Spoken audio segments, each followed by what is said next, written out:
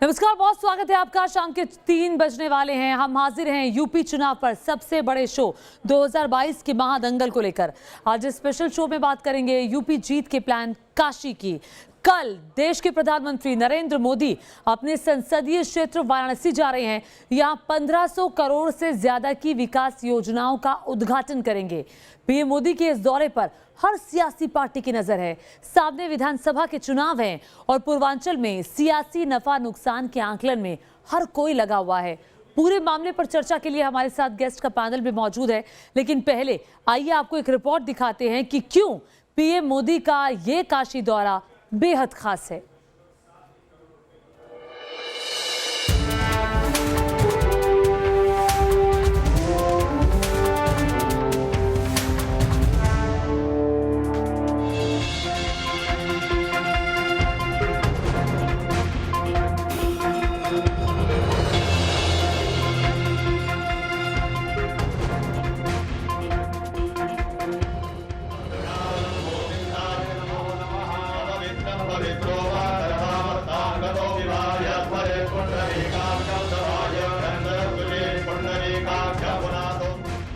भगवान भोलेनाथ की इस नगरी से 2022 के महादंगल का शुभारंभ होने वाला है। प्रधानमंत्री नरेंद्र मोदी गुरुवार को अपनी कर्म भूमि काशी में होंगे। 8 महीने के बाद पीएम मोदी अपने संसदीय क्षेत्र आ रहे हैं। प्रधानमंत्री यहां 1550 करोड़ रुपए की परियोजनाओं का लोकार्पण करेंगे। इनमें 186 करोड़ रुपए का अंतर्राष्ट्रीय सुविधा और सहयोग केंद्र रुद्राक्ष, 62 करोड़ 89 लाख का महिला अस्पताल, 29 करोड़ 63 लाख के बीएचयू में regional institute of ophthalmology, 62 crore 4 lakh रुपए के पंचकोशी परिक्रमा मार्ग का चौड़ीकरण का उद्घाटन। इसके साथ ही 50 करोड़ 17 लाख रुपए के वाराणसी गाजीपुर मार्ग पर आरओबी, 20 करोड़ 25 लाख रुपए के राजघाट से 80 तक क्रूज बोट चलाने, सौंदर्यीकरण समेत कई प्रोजेक्ट्स शामिल हैं। पूर्वांचल के दृष्टिकोण से प्रधानमंत्री नरेंद्र मोदी का वाराणसी का दौरा बेहद अहम माना जा रहा है, क्योंकि उत्तर प्रदेश चुनावी साल में कदम रख चुका है और पूर्वांचल में 117 विधानसभा सीट है और माना जाता है कि जिस भी पार्टी ने पूर्वांचल को साथ लिया वही लखनऊ तक पहुंचता है। ऐसे में वाराणसी में आकर प्रधानमंत्री जहां 1500 करोड़ की सौगात दे रहे हैं शिलान्यास और लोकार्पण के जरिए, तो वहीं उत्तर प्रदेश में चुनावी तैयारियों का शंखनाद वाराणसी से ही हो रहा है।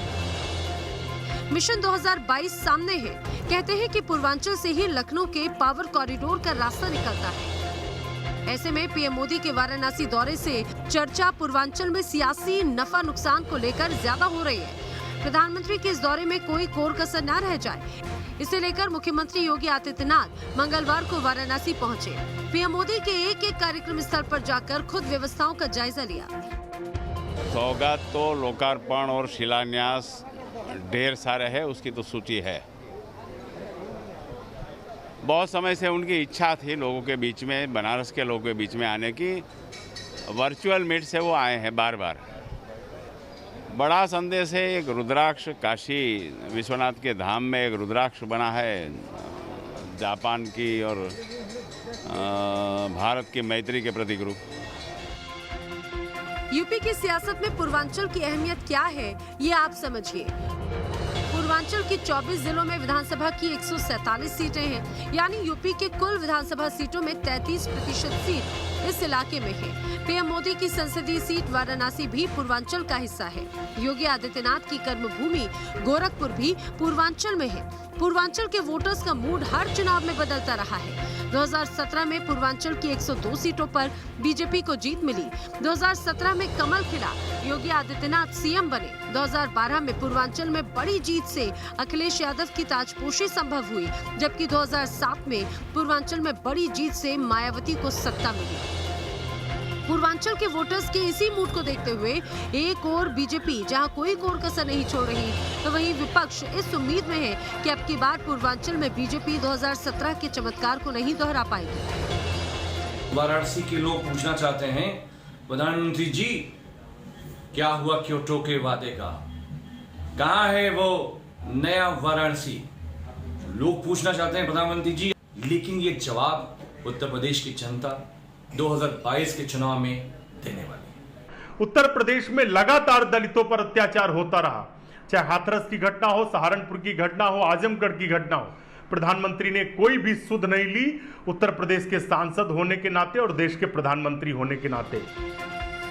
यूपी में हर सियासी पार्टी की नजर पूर्वांचल पर है और यही वजह है कि पीएम मोदी मिशन 2022 का आगाज वाराणसी से ही करने जा रहे हैं। Team news nation. तो देखिए, इस रिपोर्ट से ये साफ है कि जो पूर्वांचल जीतता है, जो पार्टी पूर्वांचल जीतती है, उत्तर प्रदेश उसी का होता है, वही लखनऊ की गद्दी पर बैठता है।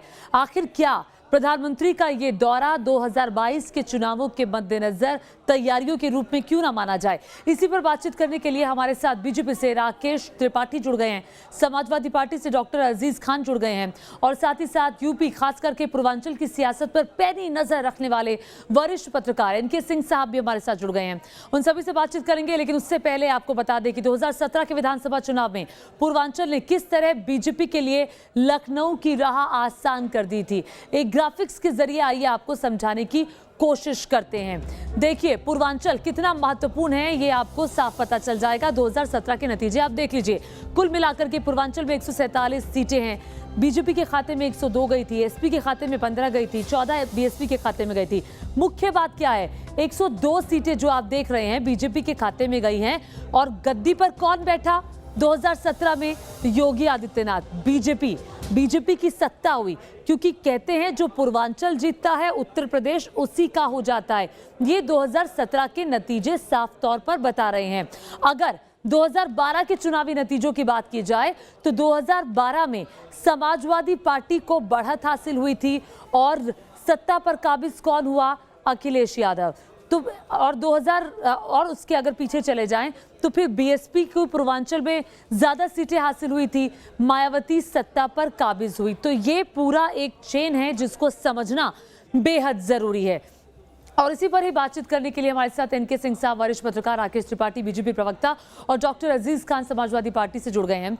सबसे पहले राकेश त्रिपाठी जी, आपके पास ही आऊंगी। प्रधानमंत्री का कल का दौरा बेहद अहम, सभी राजनीतिक पार्टियों की नजरें हैं, 2022 का चुनाव नजदीक है, तो सीधे तौर पर ये 2022 के चुनावों की तैयारियां ही हैं जो प्रधानमंत्री का दौरा है, उसको उसी से जोड़कर देखें। देखिए, आपके देखने का नजरिया हो सकता है, लेकिन हम केवल इसको इतना मानते हैं कि प्रधानमंत्री जी बनारस की सीट से मेंबर ऑफ पार्लियामेंट हैं, तो मेंबर ऑफ पार्लियामेंट के नाते उनके अपने दायित्व हैं अपने संसदीय निर्वाचन क्षेत्र के प्रति भी, और प्रधानमंत्री जी लगातार अपने संसदीय निर्वाचन क्षेत्र की चिंता करते रहे हैं। देश के प्रधानमंत्री के नाते पूरे देश की चिंता करना उनका दायित्व है, लेकिन मेंबर ऑफ पार्लियामेंट जहां से निर्वाचित हैं वहां की जनता के साथ उनका एक अपना जुड़ाव है। और पूरे कोरोना काल में, कोरोना के पीरियड में चूंकि प्रत्यक्ष पहुंच पाना संभव नहीं था, लेकिन वर्चुअली वो लगातार जुड़ते रहे, टेलीफोन पर बात करते रहे प्रबुद्धजनों से, प्रमुख लोगों से। उन्होंने लगातार बनारस के लोगों से संवाद करके उनका सुख दुख में, उनका दुख में जहां पर वहां संवेदना भी जताई है और उनके साथ संवाद करके उनकी समस्या के समाधान के लिए बात करते हैं। वो पूर्वांचल से ही आते हैं, मुख्यमंत्री का पूर्वांचल पर काफी जोर रहता है, उनके दौरे हमने लगातार देखे हैं, प्रधानमंत्री लगातार पूर्वांचल पर खास तौर पर नजर रखते हैं। तो क्यों आप ये साफ कहने से बच रहे हैं कि हाँ हम पूर्वांचल पर ध्यान दे रहे हैं? कहिए ना कि हाँ हम पूर्वांचल के विकास पर ध्यान दे रहे हैं, ये क्यों नहीं कहते? नहीं, बिल्कुल कह रहे हैं। पूर्वांचल अगर उत्तर प्रदेश के अगर हिस्से को देखा जाए तो पूर्वांचल राजनीतिक तौर पर सबसे ज्यादा समृद्धशाली, लेकिन विकास की दौड़ में सबसे पीछे अब तक रहा है। लेकिन उत्तर प्रदेश के अब हालात परिवर्तित हो रहे हैं। वो पूर्वांचल जिसकी पहचान होती थी गड्ढायुक्त सड़कों के लिए, वो पूर्वांचल जहां पर बेकारी थी, भुखमरी थी, पूर्वांचल जापानी इंसेफेलाइटिस से जूझता था, आज वो पूर्वांचल की तस्वीर में बहुत बड़ा परिवर्तन हुआ है। आज गोरखपुर का पूर्वांचल का शहर हो चाहे बनारस हो, ये दोनों ही बड़े शहर पूर्वांचल के हैं। प्रयागराज, ये पूर्वांचल के शहर लगातार मानचित्र पर तो बहुत उभर कर दिखाई पड़ते थे, लेकिन जब ग्राउंड पर जाकर देखे तो इनके हालात बहुत खराब थे। आज अगर आप जाकर के पिछले समय की तुलना करके देखेंगे तो बनारस की सूरत में आमूलचूल परिवर्तन हुआ है। गोरखपुर में आज विकास की कई योजनाएं बहुत तेज गति से आगे बढ़ी हैं। प्रयागराज में कुंभ के नाते बहुत एक आमूलचूल विकास प्रयागराज को लेकर के भी हुआ है। पूर्वांचल को लेकर के जो हेय दृष्टि हुआ करती थी पिछले समय में, चाहे वो मायावती जी के शासनकाल में रहा हो, चाहे वो अखिलेश यादव जी के शासनकाल में रहा हो, अब वो हेय दृष्टि समाप्त हुई है। पूरे पूर्वांचल में विकास को अब पंख लगे हैं, विकास की लगातार नई नई परियोजनाएं वहां तक पहुंची हैं, और जो पूर्वांचल के अंदर जो कर्म दिखाने का जज्बा बीजेपी की सरकार बनने के बाद से पूर्वांचल का विकास हुआ है। डॉक्टर अजीज खान जरा बताइए, फिर समाजवादी पार्टी के पेट में दर्द क्यों होता है बार बार जब पूर्वांचल पर बीजेपी ज्यादा ध्यान देती है, वहां यूनिवर्सिटी खोलती है या फिर अंतर्राष्ट्रीय हवाई अड्डे के खोलने की बात आती है? तो देखिए ज्योति जी, हमें दर्द क्यों होगा? हम तो चिंतित हैं। देखिए, चिंता इस बात का है कि 7 साल पहले मां गंगा ने बुलाया था, और चिंता इस बात का कि उस क्योटो में इस आजकल सीवेज का बड़ा उफान है, पानी भर जाता है, अस्त व्यस्त है। पूरे बनारस की जो दुर्गति है वो मेरे ख्याल से किसी से छिपा नहीं, वो बनारस के लोगों को भी पता है। क्योटो में समस्या बहुत है, इसलिए चिंता है हमें वहां की जनता का।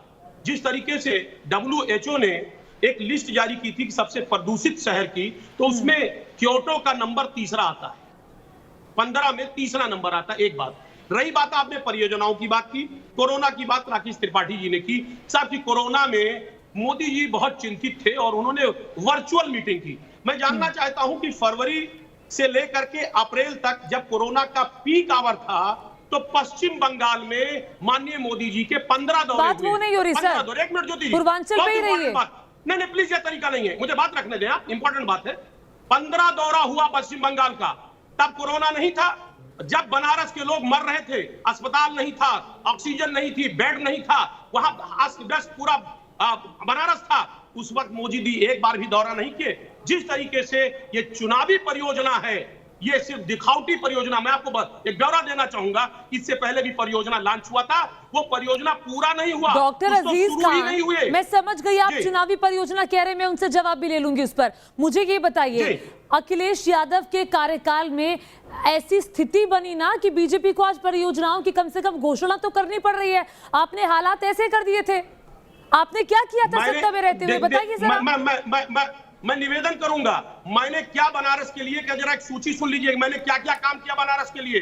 मैंने बलुआ घाट का पुल बनाया, गंगा नदी पर BHU गेट के सामने पुल बनाया, वरुणा रिवर फ्रंट बनाया, बाबतपुर से चौबेपुर जाने के लिए 4 लेन सड़क बनाया, गंगा नदी और मुस्तफाबाद के बीच में एक पुल बनाया, दीनदयाल अस्पताल में एक डायलिसिस की यूनिट लगाया, 220 kV सब स्टेशन जो है वो भेलूपुर, गजोखार, हरहुआ और राजा तालाब, इस जगहों पर तमाम तरीके का मैंने बहुत अच्छा लग रहा है, सुनने में वाकई अजीज खान बहुत अच्छा लग रहा है, लेकिन विकास की गति तो हमने देखी नहीं। हमने पूर्वांचल के लोगों की भावनाओं के साथ खिलवाड़ होता देखा, उनके वोटों को हासिल करने के लिए हर राजनीतिक पार्टी दौड़ लगाती हुई नजर आई, लेकिन वाकई में पूर्वांचल का विकास होते नहीं देखा। राकेश त्रिपाठी, अजीज खान कह रहे हैं कि देखिए हमने तो काम किया, बीजेपी तो सिर्फ चुनावी वादे करके चली जाती है, घोषणाएं ही घोषणाएं हो रही हैं, ग्राउंड पर कुछ नहीं हो रहा। अगर बनारस में विकास किया होता तो फिर पूर्वांचल की बदहाली की बात नहीं होती। विकास अजीज खान के लिए केवल सैफई पर तक जाकर के रुक जाया करता था।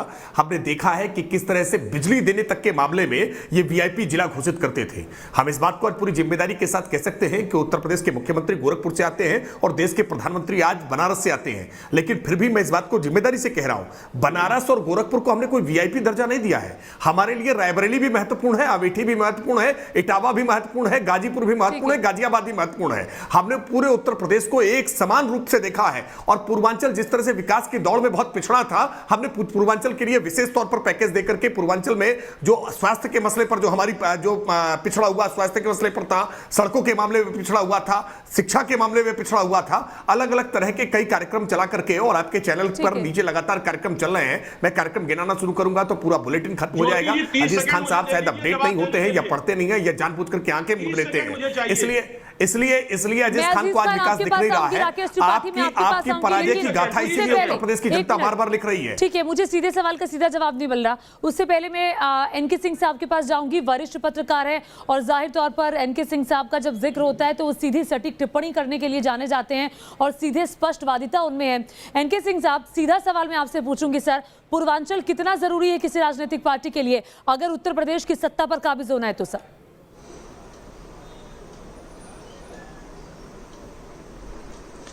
बड़ा बारीक सवाल है। देखिए, इसको गौर से समझना पड़ेगा। 1989 के बाद से कोई भी सत्ता यूपी में रिपीट नहीं हुई। इम्पेशेंट है यहाँ का वोटर। थोड़ा सा ये डीप एनालिसिस की जरूरत है। पता नहीं पॉलिटिकल पार्टीज इतना कर पाती हैं कि नहीं, सब विकास विकास करती रहती हैं। अगर यही विकास हुआ था तो एसडीजी अभी नीति आयोग ने दिया है उसमें यूपी काफी नीचे था, बिहार से थोड़ा ऊपर था। इसलिए विकास टेंजिबल टर्म्स में क्या है ये देखना पड़ता है। यूपी की स्थिति ये है कि यहाँ का वोटर विकास का जो परसेप्शन बनाता है वो बड़े गौर से देखता है कि वाकई विकास कितना हुआ है, और ये वोटर करीब फ्लोटिंग है, करीब 15% फ्लोटिंग वोटर है, यही डिसाइड करता है। लिहाजा यूपी में आप देखें, मोदी देश के प्रधानमंत्री, पूर्वांचल से उनका एक सशक्त चीफ मिनिस्टर आता है, लेकिन उसके बावजूद वो पूर्वांचल में जोर लगा रहे हैं। ये शो करता है कि पूर्वांचल कितना इंपॉर्टेंट है, वरना ये योगी जी पर छोड़ा जा सकता था। लेकिन उसके बावजूद मोदी जी आ रहे हैं। 1500 करोड़ का एक डिस्ट्रिक्ट में अगर डेवलपमेंट हो रहा है तो मेरे ख्याल से पूर्वांचल को बेहद तरजीह दी जा रही है। और ये मेरे ख्याल से डिसीजन मेकिंग में यूपी में जो कौन सरकार बनेगी बीजेपी के बीच में चल रही है। मैं सुरेंद्र राजपूत के पास आना चाहूंगी, कांग्रेस प्रवक्ता भी हमारे साथ जुड़ गए हैं। सुरेंद्र जी, कांग्रेस अपने आप को पूर्वांचल के इस हिस्से में कहां खड़ा पाती है?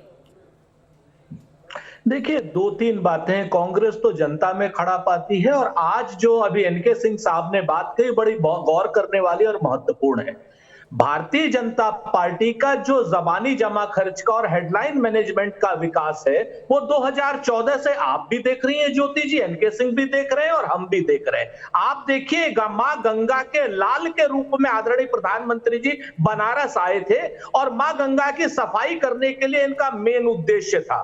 आज अगर आप वहां पर देखें, एनके सिंह भी देख ले और आप भी देख ले, और अपने कैमरामैन को भेज दीजिए वहां पर जो वरुणा नदी जहां गंगा उसमें मिलती है आदिकेश्वर घाट पे, वो पूरा घाट पट गया है, पूरा का पूरा घाट पट गया है। और वहां कम से कम 10,000 से ज्यादा वहां पर वो पड़े हुए हैं, रामनामी दुपट्टे पड़े हुए हैं और उससे पटा हुआ है।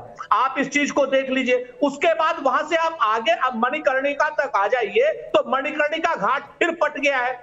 क्या नाम, मां गंगा का जो सुरेंद्र जी, जिन बातों का जिक्र आपने किया, जिन बातों का जिक्र डॉक्टर अजीज खान ने किया और जिन बातों का जिक्र बीजेपी प्रवक्ता राकेश त्रिपाठी ने किया, उन दावों में कितना दम है ये बताने के लिए सीधे ग्राउंड से हमारे साथ मेरे सहयोगी सुशांत मुखर्जी जुड़ रहे हैं। सुशांत, आपने सबकी बातों को बहुत गौर से सुना, जरा बताइए ग्राउंड पर रियलिटी क्या है?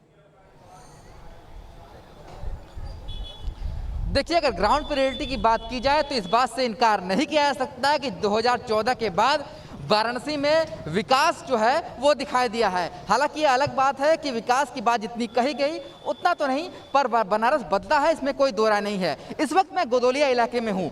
ये वो इलाका है जहाँ पर आप देख सकते हैं, सड़क देखिए पहले, ये सड़क बनकर बिल्कुल तैयार है। ऐसी सड़क वाराणसी के गोदोलिया इलाके में नहीं देखी जाती थी।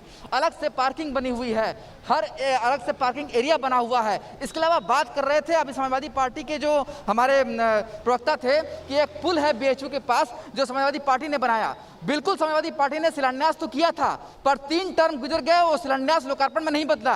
2017 में उस पुल का लोकार्पण किया गया। तो ऐसी कई योजनाएं हैं जो बनारस में जो बदल रही है, बनारस को ये दिखाई दे रही है। हालांकि ये बात भी जरूर है कि जितना ज्यादा इसकी बात कही जा रही है उतना ज्यादा जमीनी स्तर पर नहीं बदला, पर बनारस बदला है। और योजना सुरेंद्र जी, आप कुछ कहना चाह रहे हैं लेकिन मेरे पास वक्त बिल्कुल नहीं है। आप सभी मेहमानों का बहुत बहुत शुक्रिया न्यूज नेशन के साथ जुड़ने के लिए। तो जिस तरह से सुशांत मुखर्जी हमारे सहयोगी कह रहे हैं कि जितनी बातें की गई उतना विकास नहीं हुआ, लेकिन इस बात से भी इनकार नहीं किया जा सकता कि विकास कुछ थोड़ा बहुत तो हुआ है। ग्राउंड पर कुछ काम हुआ है, कुछ होना बाकी है, लेकिन जितने दावे थे उतने दावे हकीकत में तब्दील नहीं हो पाए। इसी के साथ वक्त एक छोटे से ब्रेक का, आपका ही मजा आएगा।